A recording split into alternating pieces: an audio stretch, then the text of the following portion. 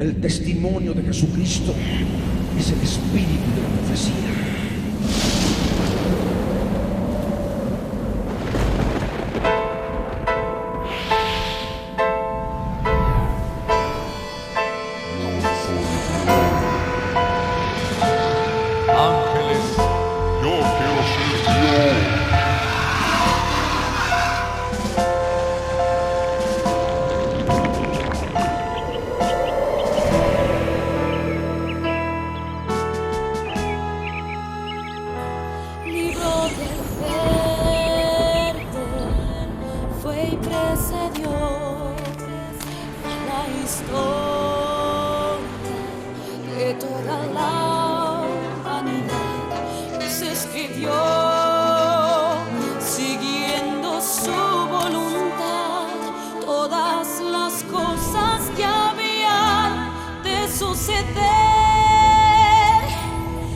Cuando Él vuelva por segunda vez, nos reunirá en las nubes con Él. La Biblia es eternamente será, y su palabra por siempre perdurará. Dios disperso a Israel, nuevo existir de una nación, monte de Sión, Jerusalén, pactos de paz proclaman ya. El tercer templo construirán y el anticristo reinará. Jesús lo vencerá en la batalla de Armagedón. Hoy todo el mundo busca mezcla, ecumenismo, alianzas, pactos, confederaciones. La Biblia nos profetizó, todo estaba escrito para que nosotros prediquemos lo que fue, lo que es, lo que será, lo que fue, lo que es, lo que vendrá.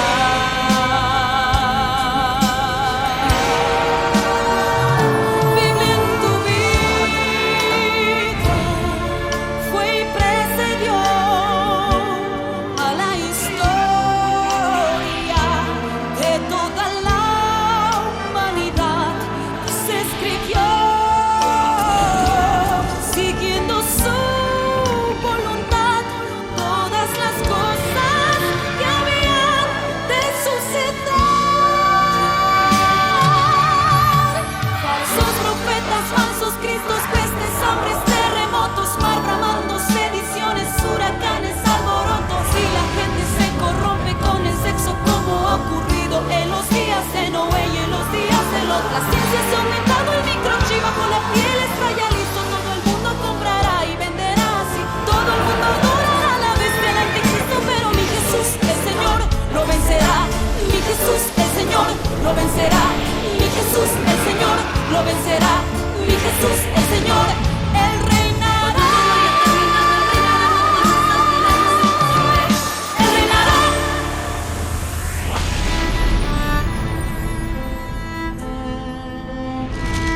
El pastor Ricardo Claure Peñalosa presenta La Biblia en tu vida. Mensajes de la palabra de Dios en la voz de nuestro pastor Ricardo Claure Peñalosa. El testimonio de Jesucristo es el espíritu de la profecía. Para que su iglesia se prepare para testimonio a las naciones.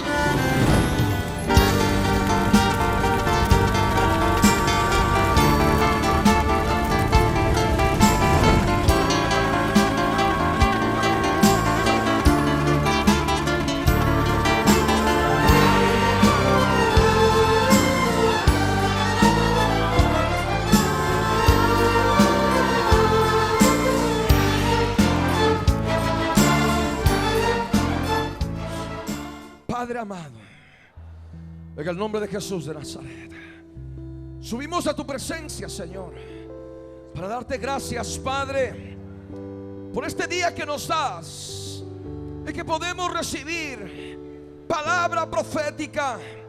Te rogamos, Señor, que nos des entendimiento, que podamos dar fruto con nuestra mente del alma, para que podamos conocer todas las cosas que estaban escritas y que debían ocurrir al fin de los días, y nos señalarían el tiempo de tu venida.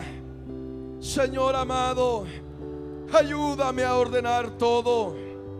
Ayúdame, Señor, a poner las cosas en orden. Señor eterno, quiero darte gracias en el nombre de Jesús por este día en que voy a recibir profecía bíblica, palabra cumplida, palabra profética que nos alumbra como antorcha en lugar oscuro hasta que el día esclarezca.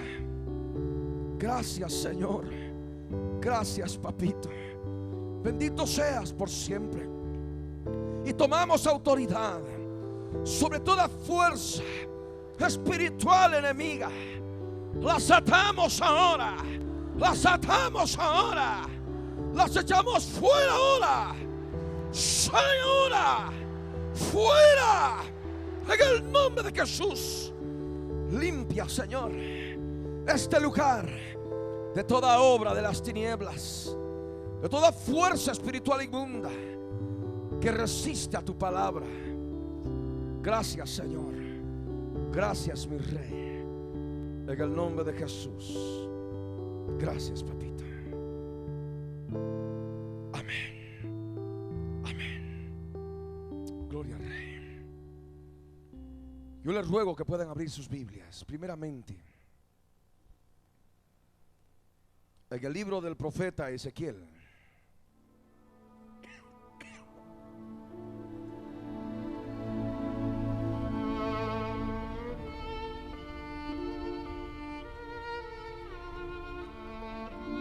Ezequiel capítulo 36, verso 33 al verso 38. La palabra del Dios vivo en Cristo Jesús dice así: así ha dicho el yo soy el que soy, el Señor, el día que os limpie de todas vuestras iniquidades, haré también que sean habitadas las ciudades, y las ruinas serán reedificadas, y la tierra asolada será labrada, en lugar de haber permanecido asolada a ojos de todos los que pasaron. Y dirán: esta tierra que era asolada ha venido a ser como huerto del Edén. Y estas ciudades que eran desiertas y asoladas y arruinadas están fortificadas y habitadas. Y las naciones que queden en vuestros alrededores sabrán que yo reedifiqué lo que estaba derribado y planté lo que estaba desolado. Yo soy el que soy, he hablado y lo haré. Así ha dicho el yo soy el que soy, el Señor. Aún seré solicitado por la casa de Israel para hacerles esto. Multiplicaré los hombres como se multiplican los rebaños, como las ovejas consagradas, como las ovejas de Jerusalén en sus fiestas solemnes. Así las ciudades desiertas serán llenas de rebaños de hombres, y sabrán que yo soy el que soy. Amén. Ahora ruego que abran sus Biblias en el Salmo 83. Salmo 83, verso 1 al verso 8. Salmo 83, verso 1 al verso 8. Repito, Salmo 83, verso 1 al verso 8. La palabra del Dios vivo dice así: oh Dios, no guardes silencio, no calles, oh Dios, ni te estés quieto, porque aquí que rugen tus enemigos, y los que te aborrecen alzan cabeza. Contra tu pueblo han consultado astuta y secretamente, y han entrado en consejo contra tus protegidos. Han dicho: venid y destruyámoslos, para que no sean nación. y no haya más memoria del nombre de Israel, porque se confabulan de corazón a una. Contra ti han hecho alianza las tiendas de los edomitas y de los ismaelitas, Moab y los agarenos, Gebal, Amón y Amalek, los filisteos y los habitantes de Tiro. También el asirio se ha juntado con ellos. Sirven de brazo a los hijos de Lot. Amén. Y una última cita bíblica más.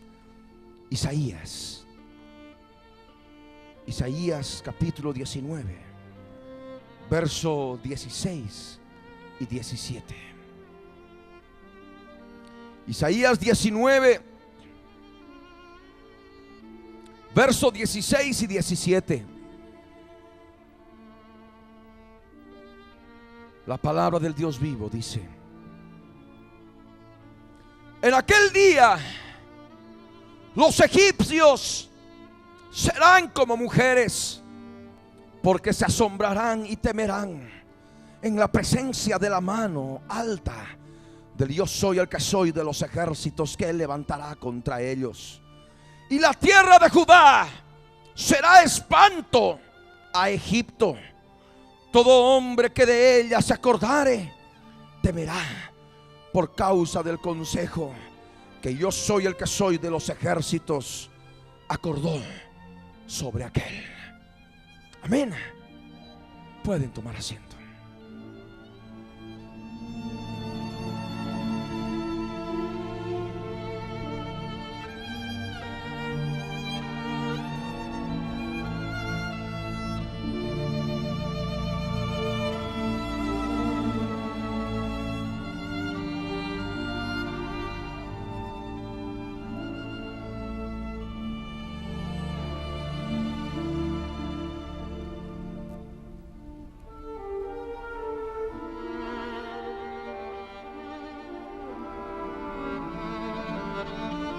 Es importante que las vidas que también están en los otros recintos frente a las pantallas de televisor puedan prestar atención, como si estuvieran aquí dentro, en plena comunión con el Espíritu de Dios, en plena guía del Señor, y puedan embeberse de la palabra.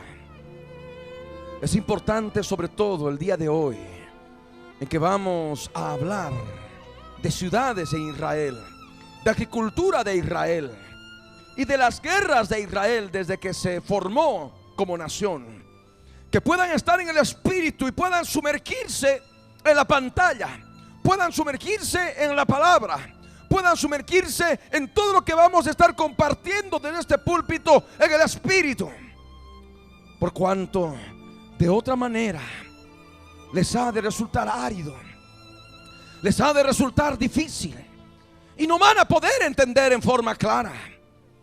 Algunos hasta van a poder sentir que estuvieran pasando clases de historia como en el ciclo básico o en el ciclo intermedio, cuando estaban en la escuela o en el colegio. Pero estas no son clases de historia simples, son profecía bíblica cumplida. Y aquellos que están en el Espíritu van a poder discernirla, entenderla. Aquellas personas que tal vez podrán decir: no, es que yo soy persona de pocas letras, no tengo mucho entendimiento, mucho conocimiento. Pero debes darte cuenta que el Espíritu de Dios está dentro de ti, y para Él no hay acepción de personas.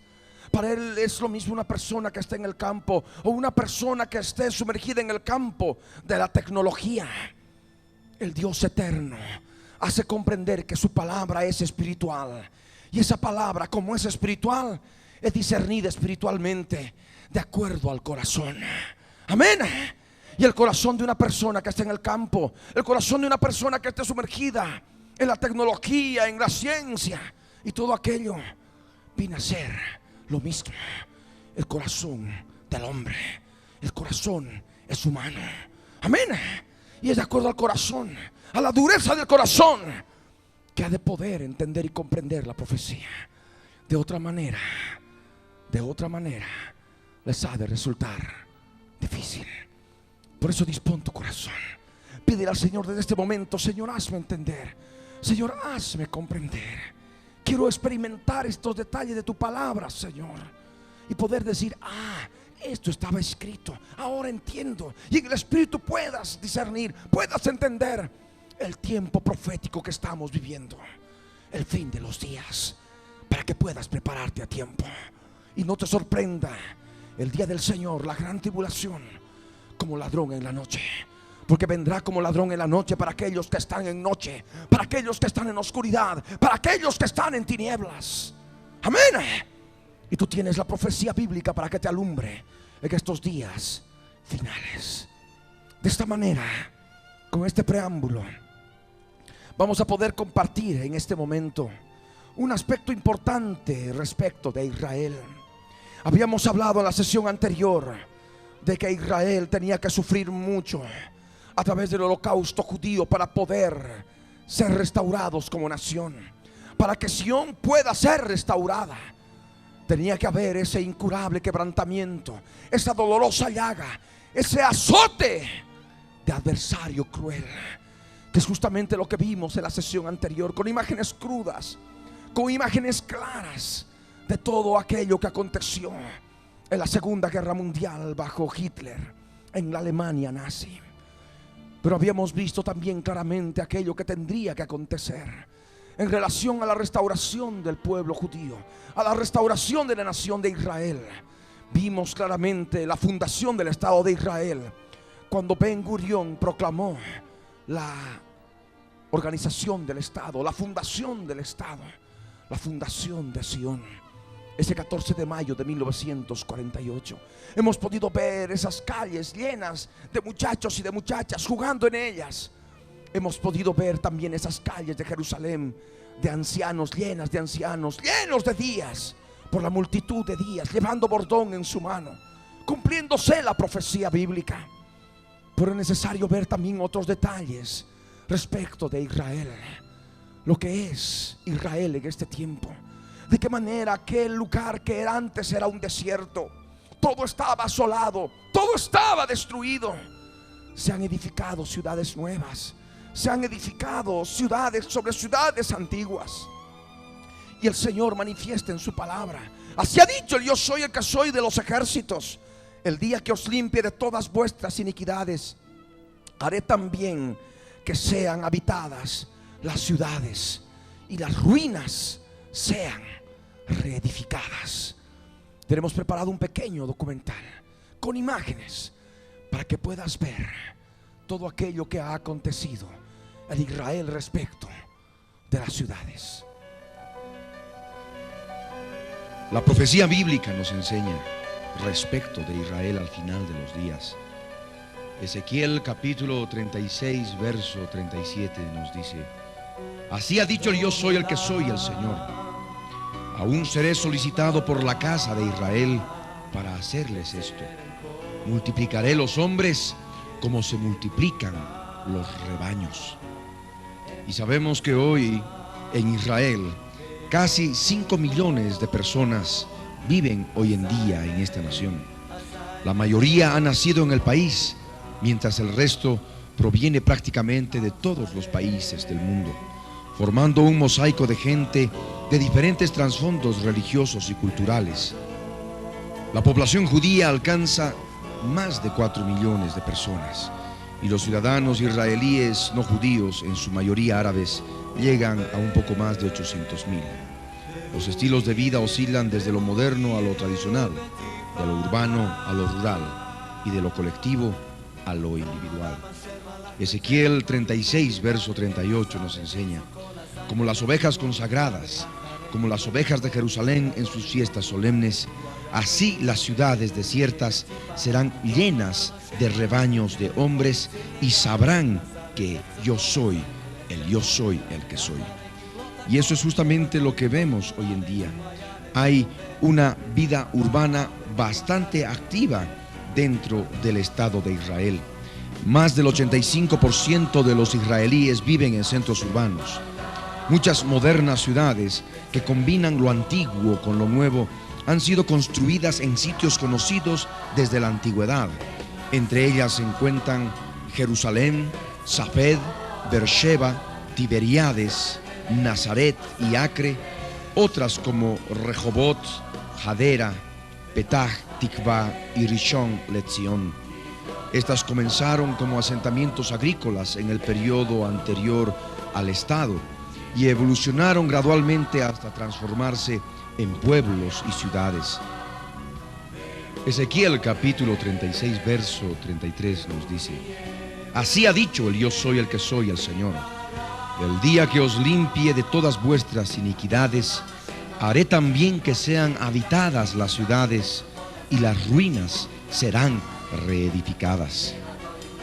En los primeros años del Estado fueron construidas ciudades de desarrollo para albergar el acelerado crecimiento de la población generado por la inmigración masiva, para ayudar a dispersar la población por todo el país y para promover una economía rural y urbana estrechamente relacionadas entre sí, llevando la industria y los servicios a zonas hasta entonces deshabitadas. Algunas de las ciudades fundadas sobre esa base son Arad, Carmel, Kiryat Gat y Beit Shemesh. También Ezequiel 36, verso 35 dice: Y dirán, esta tierra que era asolada ha venido a ser como huerto del Edén, y estas ciudades que eran desiertas y asoladas y arruinadas están fortificadas y habitadas. La ciudad de Tel Aviv, Yafo, es una moderna ciudad sobre la costa del Mediterráneo. Es el centro comercial y financiero del país, así como el foco de su vida cultural. En su seno se concentran las centrales de las principales organizaciones industriales y agrícolas, instituciones comerciales y bancos, los principales diarios, revistas y casas editoriales. La ciudad de Haifa, otra ciudad sobre la costa del Mediterráneo. Esta se extiende a lo largo de las laderas del Monte Carmelo. Construida en 3 niveles para conservar la topografía natural, es una ciudad de calles sombreadas por árboles, parques, bosques de pino y mucho verde, que da sobre la amplia bahía las refinerías de petróleo, las instalaciones portuarias y las playas de blanca arena. Es un importante puerto. Haifa es también el centro administrativo e industrial de la zona norte de Israel, así como foco del comercio internacional. Beersheba es otra ciudad que se encuentra en el norte del desierto del Negev, en la intersección de los caminos que van al Mar Muerto y a Eilat. Es una ciudad nueva construida sobre los restos de un antiguo lugar que se remonta a la época de los patriarcas, hace unos 3.500 años atrás. La cuarta ciudad del país en tamaño y llamada capital del Negev, es un centro administrativo y económico, sede de las oficinas del gobierno regional e instituciones de salud, educación y cultura que sirven a toda la región sur. Tiberíades, en la costa del lago de Genezaret, o como se lo llama también el lago Kinneret, es famosa por sus terapéuticas fuentes de aguas termales. Hoy en día la ciudad es un efervescente centro turístico junto al lago, en la que los restos arqueológicos de su pasado se mezclan con modernos hoteles y casas. Fundada en el siglo I, recibió el nombre del emperador romano Tiberio. En el siglo II pasó a ser uno de los principales centros de estudio judío del país y durante mucho tiempo fue sede de una academia rabínica.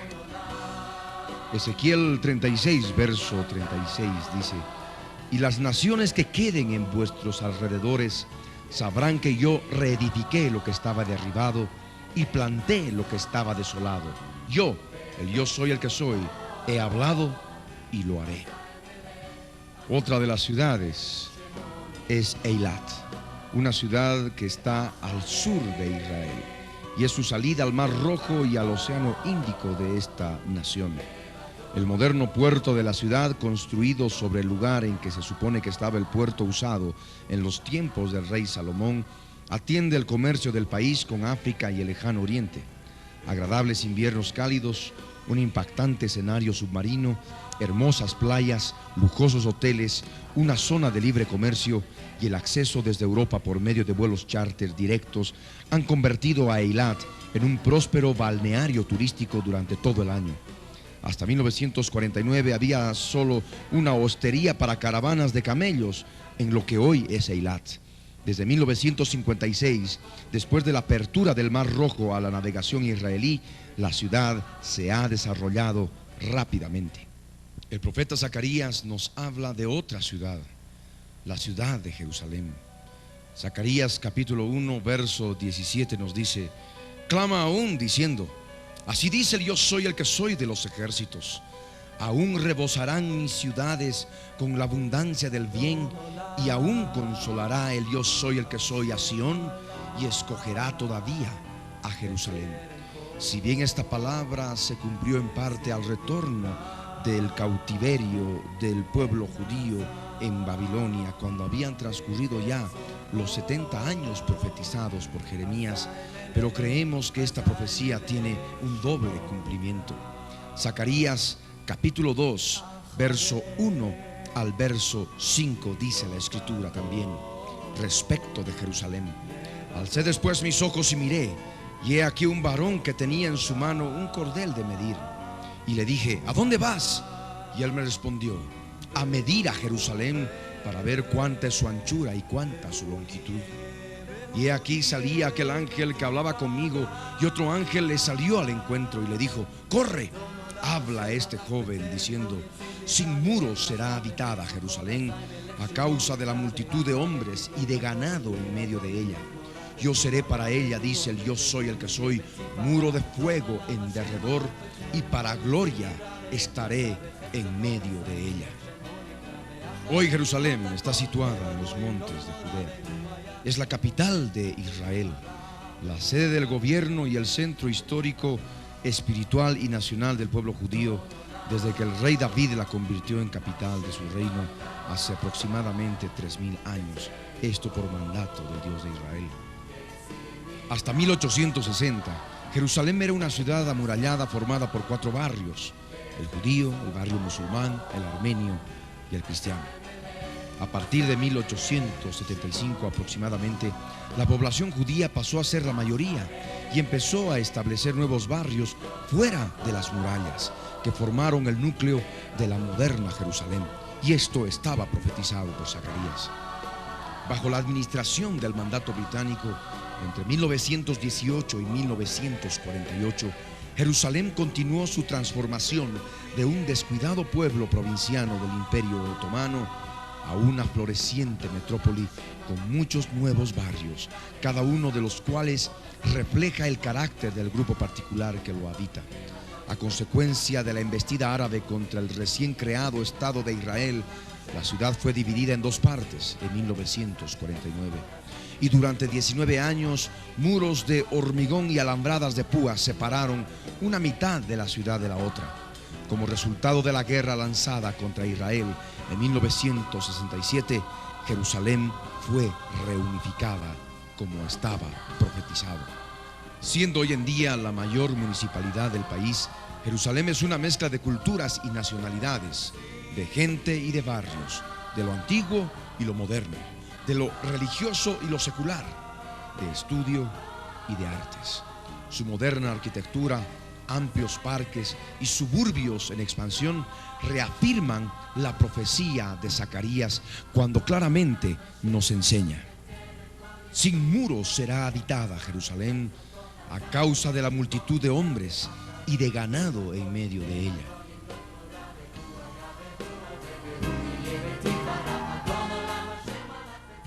Otro aspecto importante que debemos tomar en cuenta en esta campaña profética es aquello que es relacionado, que está relacionado con la agricultura de Israel. Sabemos que la tierra de Israel era un desierto. Se había convertido en una tierra asolada a través de los siglos, siglos en los cuales el pueblo judío estuvo disperso en las naciones.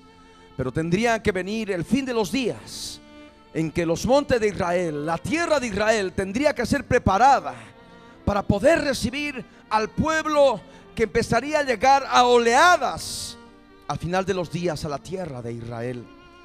Aquí en la palabra del Señor, en el libro del profeta Ezequiel, en el capítulo 36, el verso 8 dice claramente: Mas vosotros, oh montes de Israel, daréis vuestras ramas y llevaréis vuestro fruto para mi pueblo Israel, porque cerca están para venir. Y es justamente lo que aconteció. Ya sabemos que antes de que suceda el holocausto, antes de que el pueblo judío se haga nación, se constituya en nación y empiecen a retornar a raudales a la tierra que el Dios viviente le había prometido a sus padres a través de Abraham, ya mucho pueblo judío había retornado. Mucho, no el todo, pero ya eran algunos como para poder preparar esa tierra, y esa tierra pueda ser bendecida, esa tierra pueda ser labrada y sembrada. Y de esa manera la profecía se cumplía. El Señor les hablaba a los montes de Israel y les decía: es el tiempo de que tienen que llevar vuestro fruto, porque mi pueblo está cerca, están para venir. Porque aquí yo estoy por vosotros, y a vosotros me volveré, y seréis labrados y sembrados, decía la profecía. Y lo que vamos a ver ahora en imágenes es simplemente un compendio pequeño, pero muy importante, para que puedas determinar con imágenes claras que la profecía bíblica es clara, se ha cumplido, se está cumpliendo ante nuestros ojos. Veamos lo que es el desierto que ha florecido en Israel. El libro del profeta Ezequiel, el capítulo 36, verso 34, dice así: y la tierra asolada será labrada, en lugar de haber permanecido asolada a ojos de todos los que pasaron. La agricultura en Israel es el cumplimiento de la palabra profética. Es la exitosa historia de una dura lucha contra condiciones adversas y de hacer el máximo uso de la escasa agua y tierra cultivable. Cuando los judíos empezaron a reasentarse en su patria histórica a fines del siglo XIX, sus primeros esfuerzos se dirigieron a convertir tierras áridas en campos fértiles. Solamente con la ayuda de Dios en Cristo Jesús lo lograron conforme a la profecía bíblica. Desde que Israel obtuvo su independencia en 1948, el área total cultivada ha aumentado en 2.6 veces, llegando a aproximadamente 500,000 hectáreas, y la tierra irrigada ha aumentado en 8 veces, llegando a alrededor de 275,000 hectáreas. El libro del profeta Ezequiel, en el capítulo 36, verso 35, manifiesta en relación de aquellos que pasan por la tierra de Israel, y dice así: y dirán: esta tierra que era asolada ha venido a ser como huerto del Edén, y estas ciudades que eran desiertas y asoladas y arruinadas están fortificadas y habitadas. Durante todos estos años, la cantidad de asentamientos agrícolas ha crecido de 400 a 750 y aún mucho más todavía. Pero dado que la sociedad se ha convertido en más urbana, la proporción de población que vive en ellos ha descendido del 12 al 6% del total. Hoy en día Israel cubre la mayoría de sus necesidades de alimentación por medio de la producción local, suplementada por importaciones, principalmente de granos, semillas oleaginosas, carne, café, cacao y azúcar, que son financiadas con creces por las exportaciones agrícolas. Su producción agrícola consiste en gran medida de productos lácteos y avícolas, así como una gran variedad de flores, frutas y verduras. De esto el profeta Ezequiel, en el capítulo 36, verso 8 al verso 11, nos dice: mas vosotros, oh montes de Israel, daréis vuestras ramas y llevaréis vuestro fruto para mi pueblo Israel, porque cerca están para venir. Porque aquí yo estoy por vosotros, y a vosotros me volveré, y seréis labrados y sembrados, y haré multiplicar sobre vosotros hombres, a toda la casa de Israel, toda ella, y las ciudades serán habitadas y edificadas las ruinas. Multiplicaré sobre vosotros hombres y ganado, y serán multiplicados y crecerán, y os haré morar como solíais antiguamente, y os haré mayor bien que en vuestros principios, y sabréis que yo soy el que soy. Durante los meses de invierno, rosas de tallo largo, claveles, melones, tomates, pepinos, pimentones, fresas, kiwis y paltas son exportaciones especialmente exitosas. Las exportaciones de Israel a todo el mundo están claramente determinadas en la profecía de Isaías, el capítulo 27, verso 6, cuando nos dice: días vendrán cuando Jacob echará raíces, florecerá y echará renuevos Israel, y la paz del mundo llenará de fruto. El éxito de la agricultura israelí no simplemente radica en la estrecha interacción entre el agricultor y el investigador, que han cooperado en el desarrollo y la aplicación de sofisticados métodos en todas las ramas de la agricultura, así como de avances tecnológicos, nuevas técnicas de regadío e innovador equipo agromecánico, sino está de por medio la mano de Dios, la mano del Dios Todopoderoso que permite todas estas cosas. El profeta Amós, en el capítulo 9, verso 13 al verso 15, nos dice: he aquí vienen días, dice el yo soy el que soy, en que el que ara alcanzará al segador, y el pisador de las uvas al que lleve la simiente, y los montes destilarán mosto, y todos los collados se derretirán. Y traeré del cautiverio a mi pueblo Israel, y edificarán ellos las ciudades asoladas y las habitarán. Plantarán viñas y beberán el vino de ellas, y harán huertos y comerán el fruto de ellos. Pues los plantaré sobre su tierra, y nunca más serán arrancados de su tierra que yo les di, ha dicho el yo soy el que soy, Dios tuyo. En la agricultura de Israel, en el óptimo uso de la escasa agua, de la tierra árida y de la limitada fuerza laboral, han llevado a revoluciones en los métodos agropecuarios. La búsqueda de técnicas para ahorrar agua incentivó el desarrollo de muchos sistemas de irrigación computarizados, incluyendo el método por goteo, que dirige el flujo de agua a las raíces de la planta. Como resultado de la intensiva investigación, el enorme reservorio subterráneo de agua salada en el Negev occidental está siendo explotado exitosamente para conseguir cultivos tales como tomates de primera calidad que se exportan a los mercados de invierno de Europa y Norteamérica. Recordemos lo que decía Isaías en el capítulo 27, verso 6, cuando manifiesta que vendrían días en que Jacob, o lo que es la nación de Israel, echaría raíces y daría fruto y llenaría la faz de la tierra de este fruto.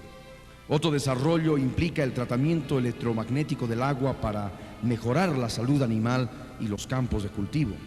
Experimentos han demostrado que vacas que bebían agua magnéticamente tratada produjeron más leche, y los terneros que recibieron esta agua crecieron un 12% más rápido que sus grupos de control respectivos. El terreno irrigado con agua que ha fluido a través de un aparato magnético tiene más nutrientes que un suelo común. La profecía bíblica en el capítulo 12 del libro de Daniel, en el verso 4, nos dice: pero tú, Daniel, cierra las palabras y sella el libro hasta el tiempo del fin. Muchos correrán de aquí para allá y la ciencia se aumentará. Hoy sabemos que vivimos el tiempo del fin por cuanto la ciencia se ha aumentado. Las palabras del libro de Daniel han sido abiertas y vemos de qué manera esta ciencia que se ha aumentado en forma tan tremenda en la tierra de Israel ha permitido el desarrollo agropecuario y por tanto el cumplimiento profético en relación a lo que es la agricultura de Israel.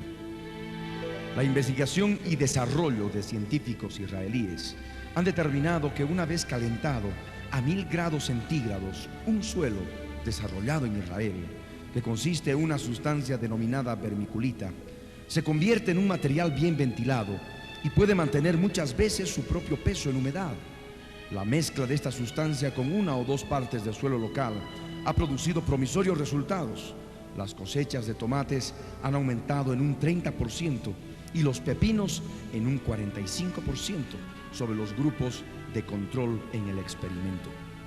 Computadoras diseñadas y fabricadas en Israel son usadas ampliamente para coordinar la intrincada actividad cotidiana de una granja agrícola, como orientar la inyección de fertilizantes mientras se supervisan todos los factores ambientales, proporcionar alimento al ganado mezclado de acuerdo a cantidades dadas de bajo costo, de alto rendimiento, que mantienen una temperatura y humedad ambiente controladas en el gallinero. Además, se ha desarrollado y fabricado una variedad de equipos para la labranza, la siembra, las plantaciones, la cosecha, la recolección, la selección y el empaque. La profecía bíblica es tan clara en la Escritura. Los montes de Israel, la tierra de Israel, tendría que ser labrada y sembrada. Tenía que haber florecido el desierto. La agricultura en este tiempo en Israel se ha beneficiado también de una amplia gama de investigaciones científicas y desarrolladas de lo que se denomina investigación y desarrollo, incluyendo el cultivo automático de tejidos de plantas, insecticidas biológicos, resistencia a enfermedades y fertilización biológica.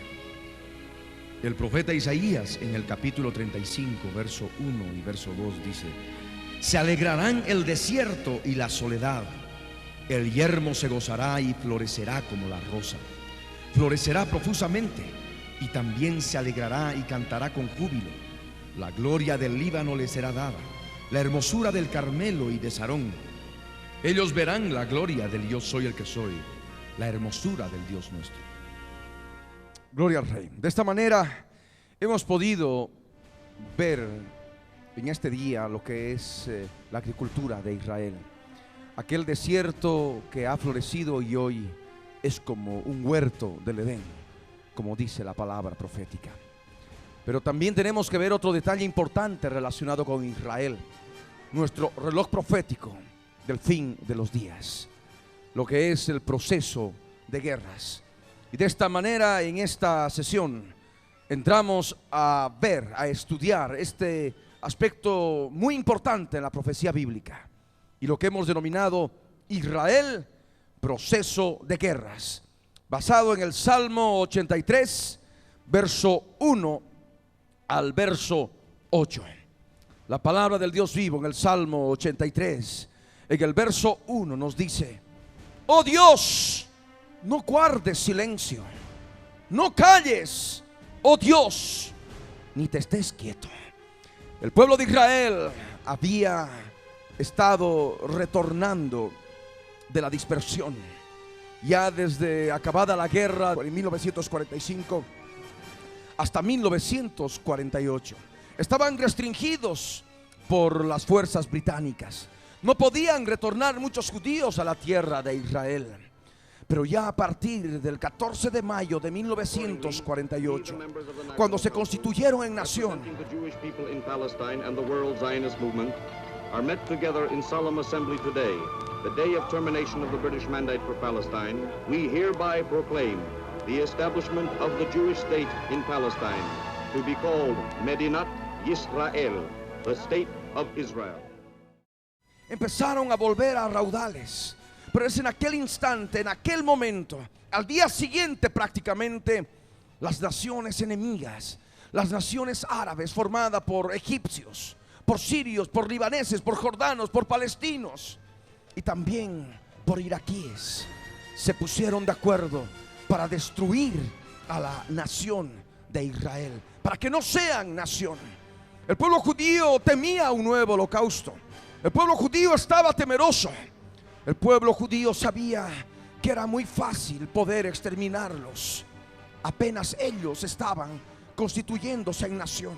Y de esa manera oraron al Señor, oraron al Dios de Israel, que durante muchos siglos había guardado silencio, durante muchos siglos había callado, no había hecho nada en relación a Israel, por cuanto había determinado que se cumpla su palabra.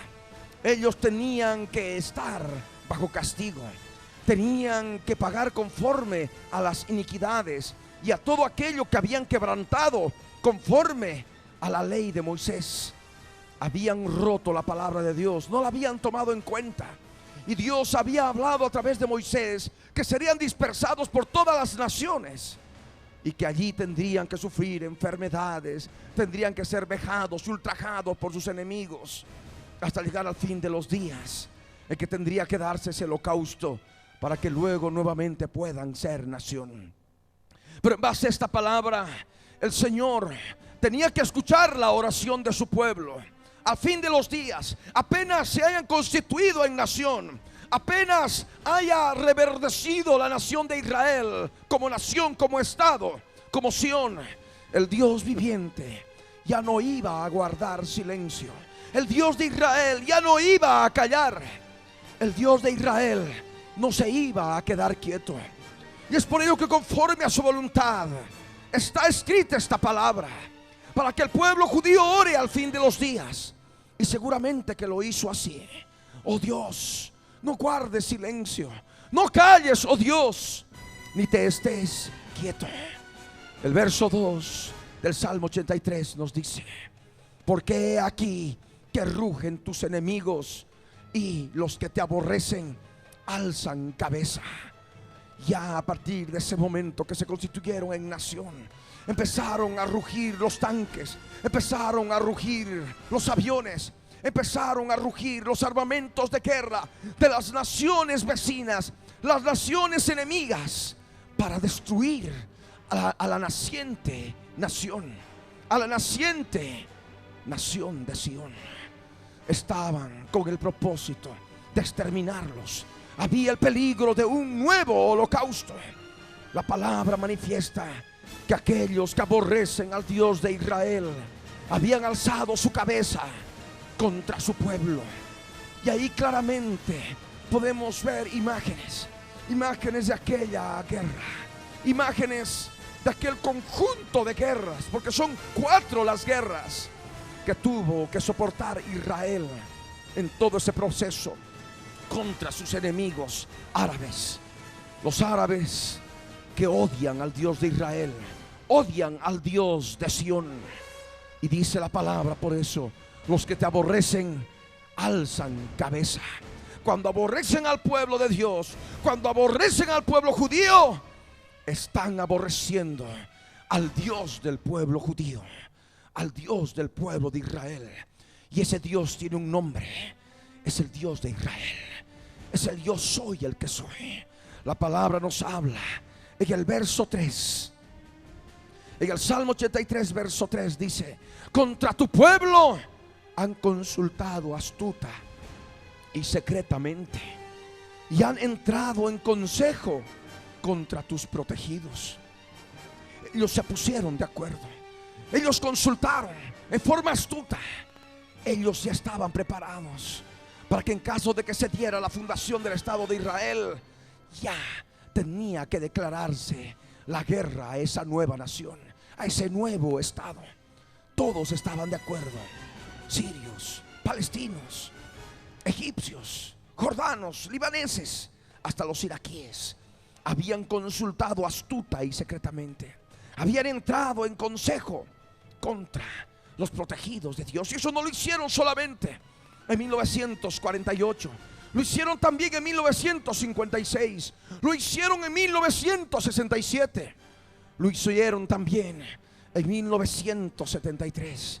Aunque esto fue llevado de otra manera a través de Anwar el Sadat, que trabajó en forma más secreta que las anteriores veces a través de Egipto. Dice la escritura en el verso 4 del Salmo 83: han dicho, venid y destruyámoslos para que no sean nación y no haya más memoria del nombre de Israel. Esta profecía bíblica no podía haberse cumplido antes, no podía haberse cumplido anteriormente, por cuanto el pueblo judío estaba disperso. El pueblo judío estaba entre las naciones y no tenía ni siquiera esperanza de que pudieran ser nación en aquellos días, de tantos siglos, más de 1800 años. Pero tendría que darse el tiempo profético en que esta palabra tendría que cumplirse. Fue justamente en el tiempo en que Israel volvió a ser nación Y allí tuvieron que levantarse los enemigos del Dios de Israel, los que lo aborrecen. Alzaron su cabeza y dijeron: venid, vengan. Y vinieron los sirios, vinieron los libaneses, vinieron los jordanos, vinieron los palestinos, vinieron los egipcios, vinieron los iraquíes. Venid y destruyámoslos para que no sean nación. Querían impedir que se forme la nación. Querían impedir de que la nación crezca. Estaba, por supuesto, Satanás operando a través de las naciones enemigas. No querían que Sión sea restaurada. No querían que se cumpla la palabra de Dios. Y por supuesto, Satanás de por medio. Esta palabra era clara. Había el peligro de un nuevo holocausto. Un holocausto terrible para aquellos judíos que estaban en la tierra prometida, en la tierra de Israel, para aquel tiempo. Venid y destruyámoslos para que no sean nación. Querían exterminarlos, que no quede vestigio de pueblo judío en la tierra de Israel. Querían que no haya más memoria del pueblo de Dios. Ese era el propósito. Un nuevo holocausto, un nuevo exterminio. Habían estado colaborando con la Alemania de Hitler en aquellos días para la solución final. El gran mufti de Jerusalén, por ejemplo, que actualmente hoy está llevado adelante por Yasser Arafat, el presidente de la autoridad palestina, un descendiente de lo que era aquel tiempo el gran mufti de Jerusalén. Los árabes colaboraron en forma total y contundente con Hitler. Estaban de acuerdo con exterminar al pueblo judío. No se logró aquello a través de la Segunda Guerra Mundial, pero cuando se constituyeron en nación, quisieron hacerlo con sus propias manos. Querían destruirlos, querían borrar del mapa a esa nación, a esa recientemente formada nación. Que no haya más memoria del nombre de Israel. El verso 5 del Salmo 83 nos dice: porque se confabulan de corazón a una, porque contra ti han hecho alianza, dice la Escritura. Y es en el corazón de las naciones enemigas que había esa confabulación. Hasta hoy en día, aunque se habla de paz y seguridad, hay un odio, hay un aborrecimiento innato, interno, contra el pueblo judío. Se confabulan en su corazón a una, todos a la vez, y hacen pactos. Hicieron pactos, alianzas árabes, alianzas de enemigos de Sión, enemigos del sionismo. Y sabemos, conforme a la palabra, que el sionismo estaba profetizado. Por supuesto, el sionismo en su más pura expresión, que no es más que el retorno de los judíos de la dispersión a Sión al final de los días, para que sean nación, porque eso estaba profetizado. Amén. Y de esa manera la Escritura se estaba cumpliendo. Se cumplió en todo ese tiempo de guerras en Israel.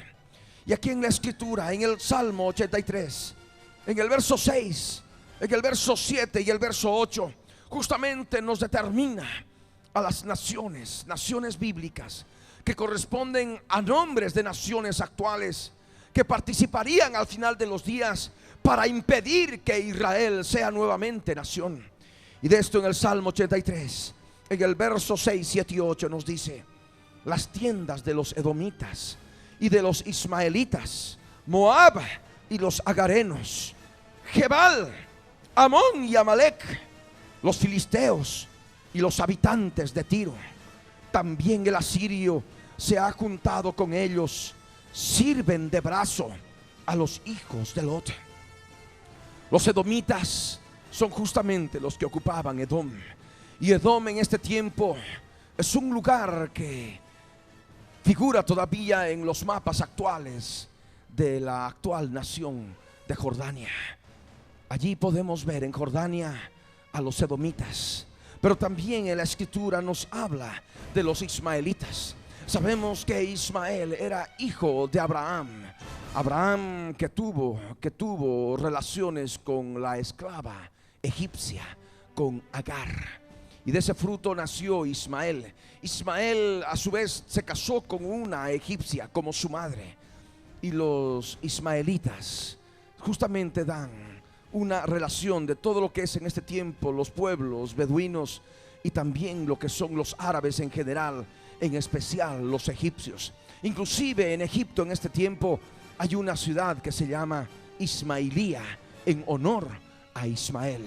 De tal manera que vamos identificando los edomitas, los jordanos, y por supuesto que hay otros nombres que también reciben los jordanos en este tiempo. Vamos identificando más detalles de la palabra: los ismaelitas, los árabes, los beduinos y por supuesto los egipcios. Pero también la palabra nos habla de Moab y los agarenos. Moab también es un lugar bíblico que refleja la actual Jordania. En los mapas actuales de Jordania figura todavía las llanuras de Moab. En este tiempo final todavía reciben ese nombre. De tal manera que la profecía es clara, la profecía es verdadera, la profecía es perfecta. Moab también se refiere a los jordanos. Y cuando nos habla de los agarenos, está hablando de los egipcios. La Agar egipcia, esclava de Abraham. Pero también nos habla la escritura de Gebal, de Amón y de Amalek. Gebal era un puerto que estaba al norte del puerto de Tiro. Tiro y Gebal formaron siempre parte en la historia bíblica de lo que es el Líbano, y actualmente también forman parte del Líbano. Es la manera de identificar a la nación del Líbano en forma bíblica al final de los días: Gebal. Y es por ello vemos que en las guerras que tuvo Israel contra sus enemigos, por supuesto que estaba el Líbano. Cuando la palabra nos habla de Amón se refiere nuevamente también a los jordanos. La capital de Jordania es Amán. Y en el tiempo antiguo, en el tiempo bíblico de Amón, la capital de Amón era Rabá de Amón. Rabá de Amón. La capital de Jordania, repito, hoy es Amán. Y refleja nuevamente esta palabra a la nación de Jordania como enemiga de Israel al fin de los días, para que no sean nación. La palabra también nos habla de Amalek. Amalek, un pueblo que vivía al sur del Negev, lo que es al sur de Israel, y también en el Sinaí. Si hablamos del Sinaí, hablamos de territorio egipcio. De tal manera que cuando hablamos de amalecitas, identificamos nuevamente a los egipcios. También en el verso 7 se nos habla de los filisteos, los filistines, o también como se les llama, los palestinos del latín. Los romanos llamaron a los filisteos palestinos, porque es la derivación justamente en latín que ha llegado hasta nuestros días. Si nosotros escuchamos hablar de palestinos, tenemos que relacionarlos automáticamente con los filisteos que nos habla la palabra de Dios. Los filisteos. Y también en el verso 7 se nos habla de los habitantes de Tiro. Tiro, un puerto en el Líbano, y por tanto refleja a la nación del Líbano en este tiempo final que se constituyó en enemigo de Israel. En el verso 8 se nos habla del asirio, que refleja a la nación de Irak al final de los días, aquel lugar ocupado por la Mesopotamia, en la confluencia de los ríos Tigris y Éufrates, un valle fértil. Allí estaban los asirios, y justamente el nombre actual de los asirios son los iraquíes. Los iraquíes se unieron. Los iraquíes, aunque no tenían frontera directa con Israel, se unieron a través de Jordania, a través de Siria, para luchar contra la naciente Israel, contra el floreciente estado de Israel. También el asirio se ha juntado con ellos, dice la profecía. Y también dice: sirven de brazo a los hijos de Lot. Los hijos de Lot son justamente los jordanos. Lot tuvo relaciones incestuosas con sus hijas, y por ello nacieron Amón y Moab, que justamente determinan a los jordanos. Los hijos de Lot, los jordanos, sabemos conforme a la profecía bíblica, van a recibir un terrible juicio de Dios al final de los días, por cuanto ese territorio, conforme a Isaías 34, ha de ser utilizado para prisión de ángeles caídos que hoy están en las regiones celestes, en las regiones espirituales, pero que van a estar en la faz de la tierra en el milenio, pero prisioneros, niveles de asolamiento, príncipes animales espirituales demoníacos que van a estar en Edom, que van a estar en lo que es actualmente Jordania, como nos enseña la palabra en Isaías 34. Para poder entender en forma más clara las naciones enemigas que trataron de destruir como hasta ahora a la nación de Israel, tenemos que ver un mapa del mundo. Ustedes van a poder ver en pantalla este mapa mundi y poder situar claramente a Israel, el Medio Oriente, en relación a Bolivia, nuestra nación. Aquí ustedes pueden ver América del Sur, América Central, América del Norte. Acá está el África, acá está todo el lejano oriente, lo que es el Asia. Aquí está Europa, aquí está Oceanía con lo que es Australia. Y acá, en esta parte está el Medio Oriente. Todo esto es el mar Mediterráneo, el mar Mediterráneo. Y acá, en este lugar, se encuentra Israel. Veamos el siguiente cuadro. Aquí se encuentra el mar Mediterráneo, como dijimos. Y aquí se encuentra Israel. Y acá se encuentra Egipto, lo que son los agarenos, lo que son los ismaelitas y también los amalecitas que ocupaban el Sinaí, que es esta franja de tierra, esta península que forma parte de la nación de Egipto. Pero también acá tenemos lo que es Jordania, lo que son los hijos de Lot, Edom, Moab, Amón. Acá tenemos a lo que es Siria, que justamente en un aspecto bíblico, Jebal y Tiro siempre formaron parte de la gran Hamat o de lo que es Siria. Y actualmente hoy en día Siria controla el Líbano, como siempre se ha manifestado en forma específica también en base a la palabra. De tal manera que vamos identificando a las naciones enemigas. Está acá el Líbano, aquí está Siria. Y detrás está el asirio, Irak, que peleó con Israel a través de Jordania y a través de Siria. Y por supuesto dentro del territorio de Israel estaban los filisteos, los palestinos. De esta manera la palabra es clara, la palabra es verdadera, y vamos a poder ver ahora un detalle de recortes de periódico desde aquel tiempo de 1948, cuando Israel se constituyó en Estado. Y de esa manera todos ustedes van a poder tener una visión global desde 1948 de todo el proceso de guerras que se ha tenido que desarrollar en Israel, y como cumplimiento de la profecía bíblica del Salmo 83. Veamos entonces.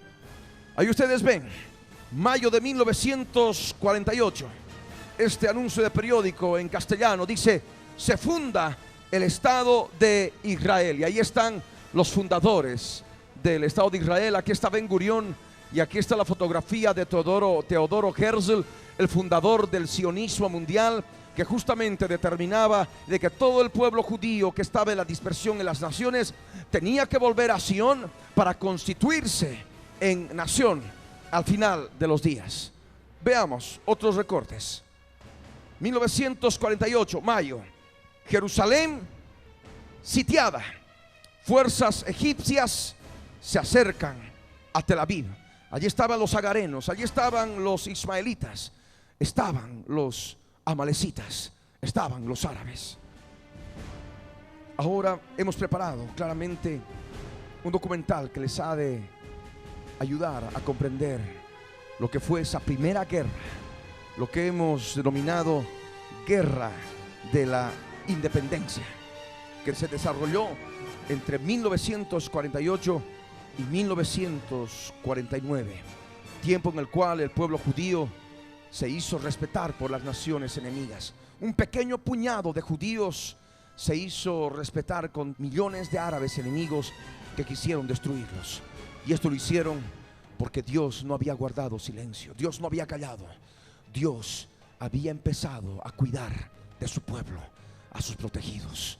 Veamos este pequeño documental.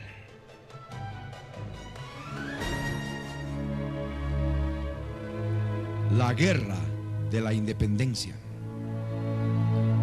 El Estado de Israel fue proclamado el 14 de mayo de 1948. Menos de 24 horas más tarde, los ejércitos regulares de Egipto, Jordania, Siria, Líbano e Irak invadieron el país, forzando a Israel a defender la soberanía que había reconquistado en su patria ancestral y que había sido reconocida por la comunidad internacional. La profecía bíblica se estaba cumpliendo. Es lo que pasó a ser conocido como la Guerra de la Independencia. Las recientemente formadas y pobremente equipadas fuerzas de defensa de Israel rechazaron a los invasores en cruentos e intermitentes combates que se prolongaron por unos 15 meses, que demandaron más de 6.000 vidas de israelíes, aproximadamente el 1% del total de la población judía del país en ese momento. Durante los primeros meses de 1949 se mantuvieron, bajo el auspicio de la ONU, negociaciones directas entre Israel y cada uno de los países invasores, excepto Irak, que se negó a negociar con Israel. Su resultado fueron acuerdos de armisticio que reflejaron la situación al término de los combates. Consecuentemente, la planicie costera, la Galilea y todo el Negev quedaron bajo la soberanía de Israel. Judea y Samaria pasaron a dominio jordano, la franja de Gaza bajo administración egipcia y la ciudad de Jerusalén fue dividida, controlando Jordania la parte oriental, incluida la ciudad vieja, e Israel el sector occidental.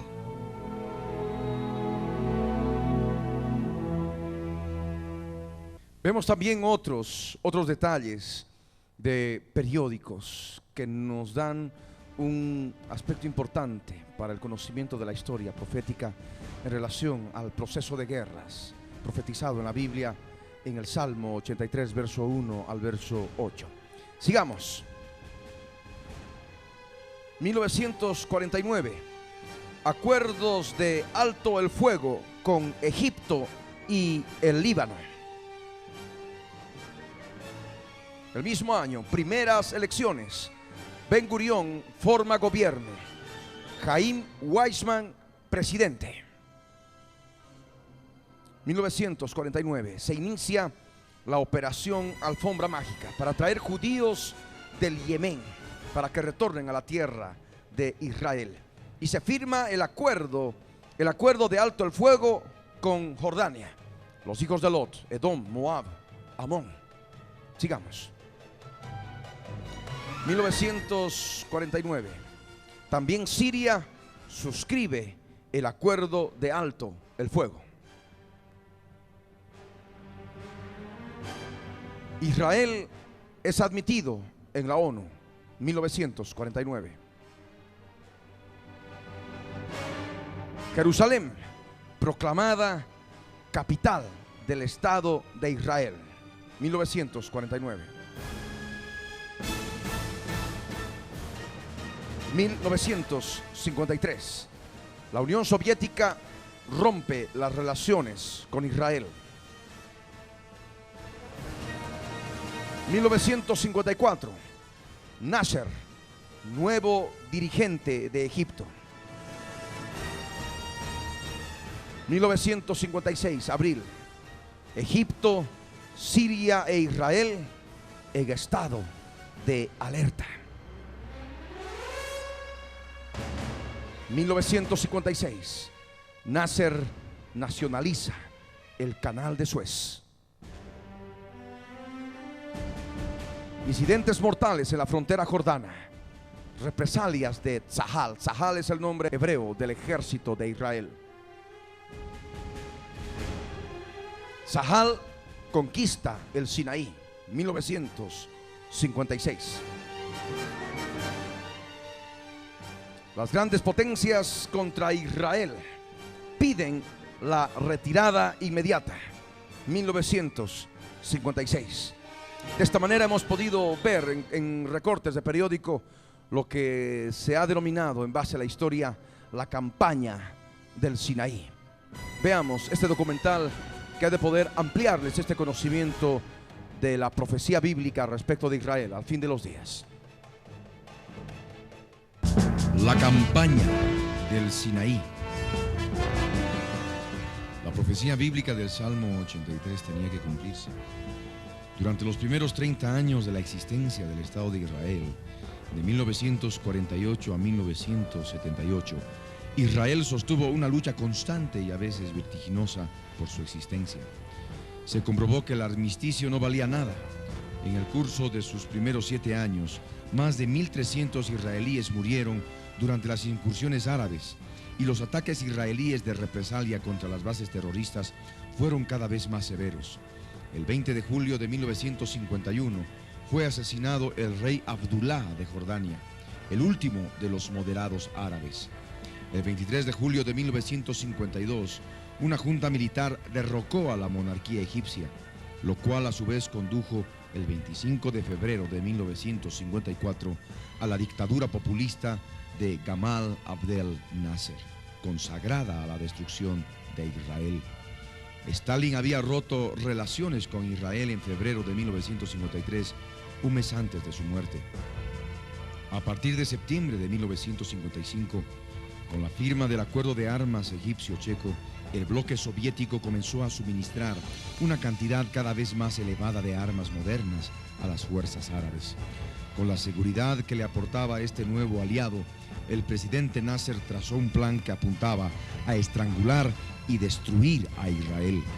Aunque esa práctica fue condenada por el Consejo de Seguridad de las Naciones Unidas en septiembre de 1951, Egipto siempre había negado a los barcos israelíes el derecho de usar el canal de Suez.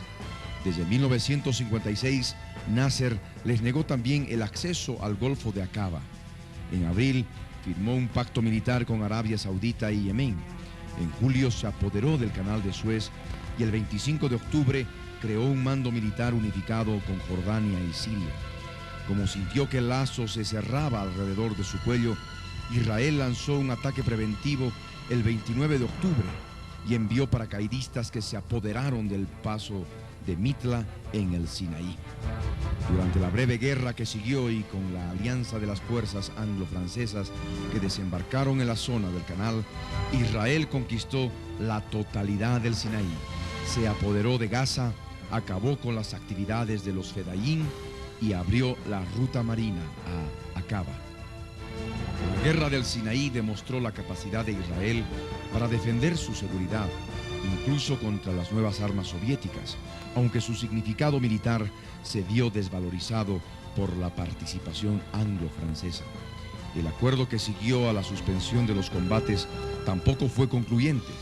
Israel aceptó retirarse del Sinaí con la condición de que Egipto no volviese a militarizar la región, y las fuerzas de las Naciones Unidas formaron un cordón sanitario protector.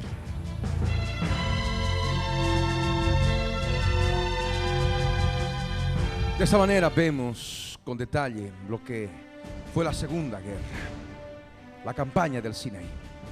Pero hay otros detalles a partir de 1957, terminada la Guerra del Sinaí. Veamos estos recortes de periódico. 1957, Tzahal, el ejército de Israel, se retira del Sinaí por presión de las Naciones Unidas y de las grandes potencias. 1957, terror en las fronteras. Siria ataca el Kibbutz Gadot.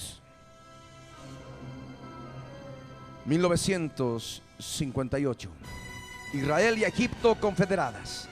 La seguridad de Israel amenazada. Quinto jefe del Estado Mayor.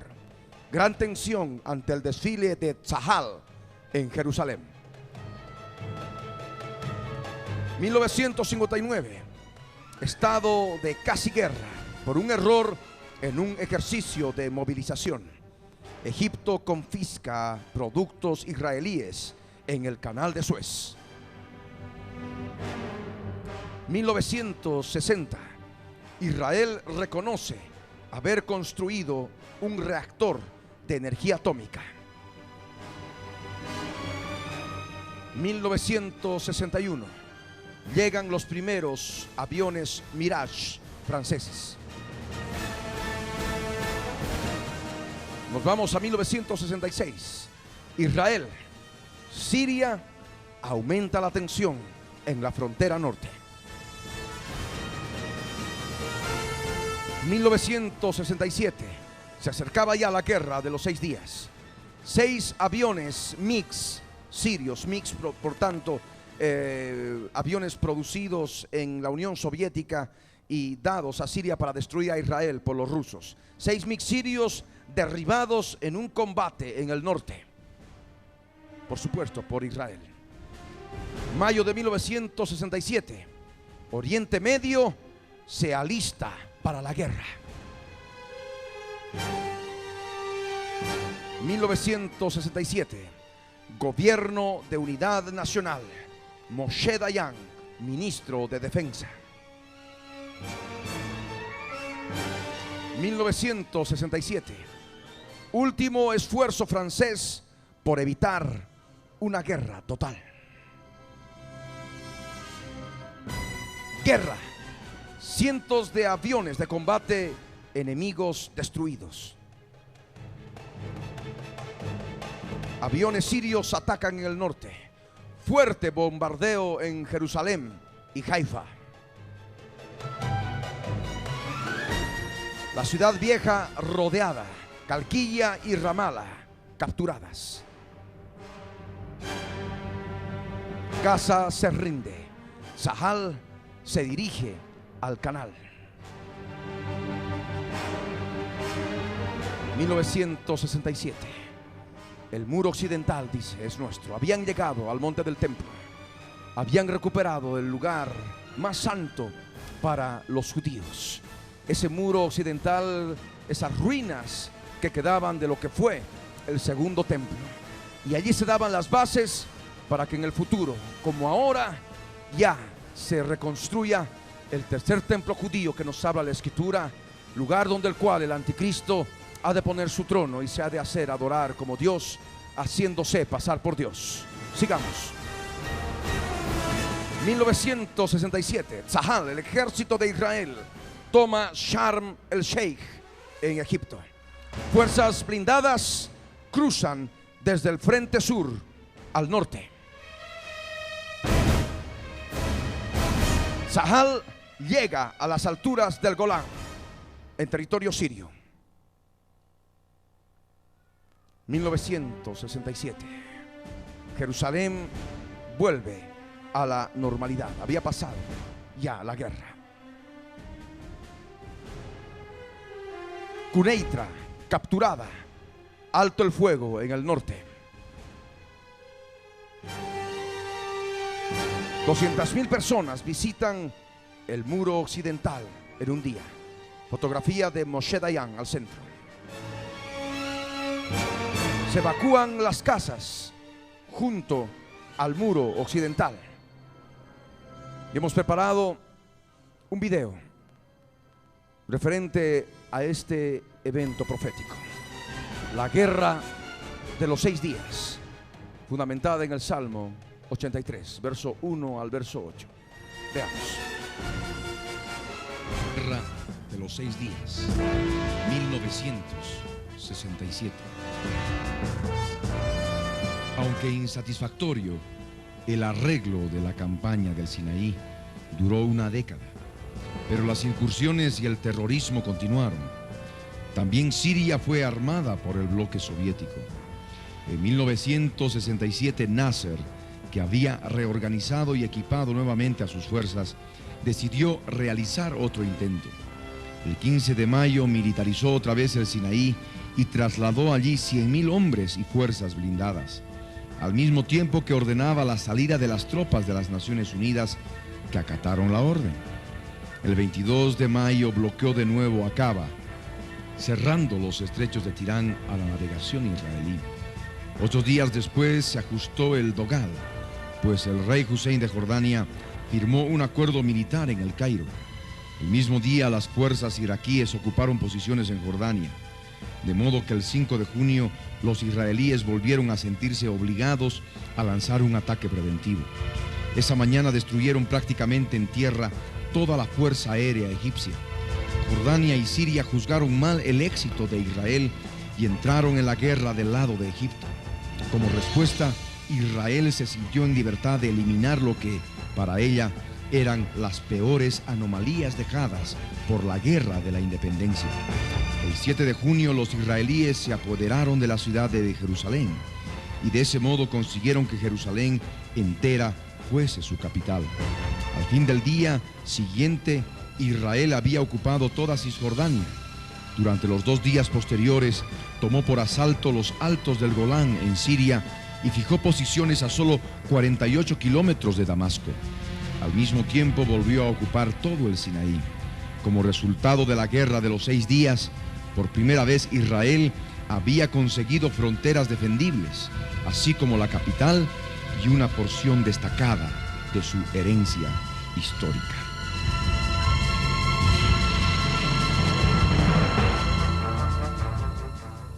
Otro aspecto importante que debemos tomar en cuenta en relación a la profecía bíblica dentro del proceso de guerra de Israel es justamente la recuperación de Jerusalén, aquello que habíamos compartido hace un instante. Acá en el libro del profeta Isaías, en el capítulo 66, verso 8 al verso 10, nos dice: ¿quién oyó cosa semejante? ¿Quién vio tal cosa? ¿Concebirá la tierra en un día? ¿Nacerá una nación de una vez? Pues en cuanto Sión estuvo de parto, dio a luz sus hijos. Yo que hago dar a luz, no haré nacer, dijo el Señor. Yo que hago engendrar, impediré el nacimiento, dice tu Dios. Alegraos con Jerusalén y gozaos con ella, todos los que la amáis. Llenaos con ella de gozo, todos los que os enlutáis por ella. Sabemos que costó muchas vidas poder conquistar Jerusalén, sobre todo aquella parte en la cual estaba el monte del templo, el muro occidental, el resto del segundo templo judío. Y de esta manera la profecía se estaba cumpliendo. En la guerra de los 6 días, el ejército de Israel recuperó Jerusalén. No podíamos considerar una nación reverdecida, una nación restaurada como Israel, sin que tenga Jerusalén en forma completa como su capital y teniendo dominio pleno sobre el monte del templo, sobre todo lo que queda del monte del segundo templo, el muro de las lamentaciones. Inmediatamente terminada la guerra, se empezaron a destruir las casas que estaban hacia ese muro y se hizo una explanada grande para que de esa manera las personas, los judíos, pudieran acercarse a orar a lo que se denomina comúnmente el muro de las lamentaciones o el muro de los lamentos. La palabra decía: alegraos con Jerusalén. Y se gozaron verdaderamente, lloraron. Ahí estaba el rabino Shlomo Goren en aquellos días, con un cuerno de carnero traído por un prisionero del campo de concentración de Belsen. Llamó a todos para que pudieran orar frente a esas grandes piedras del muro de los lamentos. Trajeron la Torá, trajeron lo que es para nosotros el Pentateuco, y de esa manera estaban todos ellos gozosos. Cantaron Jerusalén de oro, Jerusalén shel Zahab. Se gozaron todos aquellos que estaban dispuestos a conocer la verdad de su Dios al fin de los días. Sabemos que Salomón Goren ha sido uno de los principales impulsores desde aquel tiempo para poder edificar el tercer templo judío.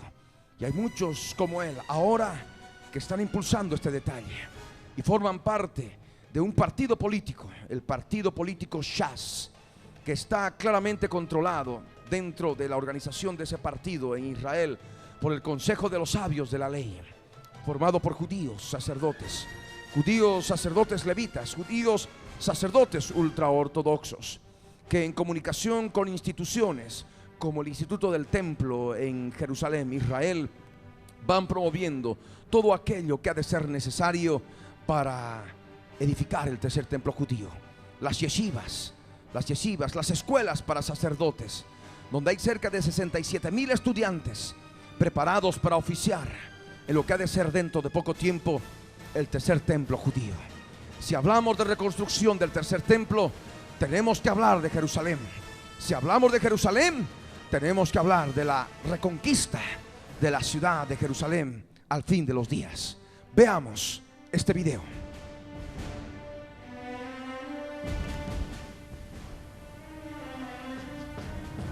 La ciudad de Jerusalén estaba ocupada por jordanos desde tiempo atrás. En la Guerra de los 6 Días, en 1967, la mayoría de los jordanos se había marchado antes del alba.